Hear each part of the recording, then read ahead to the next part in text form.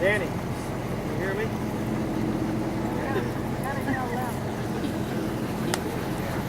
Do you want to turn that fan? We're good.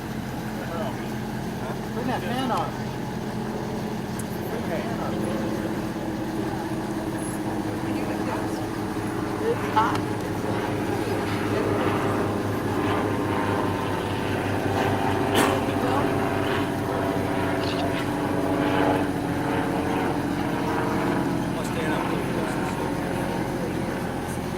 The other day, Elaine was a friend of Alicia. I never met her before, but they came to my house and asked me if I would decide to be the master ceremonies, I guess, for this event. So just today, I came here to find out what it's about. My wife and I, we're very happy to be here. So made out a little speech, and Anicia is going to read her speech. And I talked to Chris on the phone. He's very shy. He needs drama lessons, so we'll work on that later. No, you don't. But he told me how he felt about his wife, and so I wrote it down. So we're gathered here today to celebrate Chris and Anicia's many happy years together since 2003, and to renew their vows. I asked Elaine if she would be willing to make a testimony of, asked Anicia, if she would be willing to make a testimony, I call it, of why they have stayed together for all these years, through the good and the bad, and so forth. And so Anicia has prepared a speech. We've been practicing it a little bit. Come on. She's got her speech prepared. Stand up there so they can Get phones up.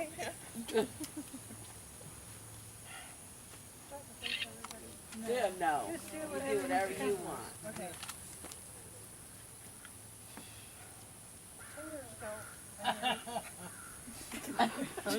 Go. How funny. My soulmate, the love of my life, the father of my three beautiful boys. It's And my okay. best friend. You are the absolute perfect man for me. I wouldn't want to share my life with anyone except you. Having you in my life is a blessing. You are everything a husband should be. Loving, caring, supportive, and you are always there for our family. You are everything to me. You carry my heart with you always. I love you forever. That's why I didn't want to read mine. You have to. Read it. She did that without any acting lessons. How do you like that? Ready for Hollywood. Proverbs 18:22 says, if a man finds a good wife, he has received a great blessing. That's Proverbs 18:22. And Solomon should know since he had 1,000 wives. Okay. Christopher's testimony, why he loves his wife so much. So come here, Christopher. I'm going to read this for you. All right. And if you want to cry, it's okay. Yeah, come on here. If you want to cry some more, it's okay. Christopher said to me over the phone, I tried to persuade him to, after even I wrote all this down, to read it himself, but he just told you what. Tell you why. Okay, here's what he said. Christopher's testimony, why he loves his wife so much. Number one, she is so reliable, always there for me when I need her. Number two, she is a great and wonderful mother to our three boys. Where are the three boys? Right. There they are. Okay. Number three, she always has my back, stands up for me and supports me. Number four, she is a very giving person to our three boys and myself as well. She always makes us a priority in our life. She is always sacrificing herself for us. Now this is what he said. I'm not elaborating on this. It's his own words. So, you know, he's quite eloquent. He's just a little bit shy. Number 5. She is the most beautiful woman I know. She has beautiful eyes. Thank you. Yeah. We have been together now for 15 years. 10 years legally. But they didn't want to broadcast that, but I thought that was okay. It's wonderful. In God's eyes, you know, when people love each other, they are married in his eyes. Number 6, she has a wonderful personality, so outgoing and friendly. Number 7, she meets my every need. Being with her every day is my heaven on earth.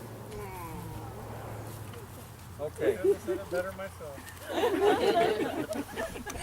Now I remember a poem that I memorized many years ago, but I wrote it down so I wouldn't forget it. Love is not passion, love is not pride, love is a journey, side by side. Not of the breezes nor the gale, love is a steady set of the sail. Born in the sunshine, born in the light, flaming in victory, strongest in loss, love is a sacrament made for a cross. I went to the internet. I've been very busy. We're moving to an apartment from the house I've been living in for 15 years because we're moving to the Philippines in August or September, as soon as everything is settled. Anyway, I went to the internet and I found some Shakespearean quotations on love. My bounty is as boundless as the sea, my love as deep. The more I give to thee, the more I have, for both are infinite. And that was Romeo talking to Juliet. And there's a lot more you can find. I won't take time to read them all. But I wanted to tell you a couple things here about the love of God. I have a book. This is a second edition of this book. It's called Into the Father's Heart. It's published in 1982, first edition, 50,000 copies. And we distributed them in the United States in 5 years, 40,000, and then 10 years, the other 10,000 by the late 90s. And then a young man started a website for me, and he said, Mike, they want to read your book. I've typed out the first few chapters, but they want to read the whole book. You need to republish it because we're out of print. Well, I didn't want to do that. I didn't have the time or money, but anyway, the Lord arranged for me to do this. This is a book that shows that our Heavenly Father has been slandered.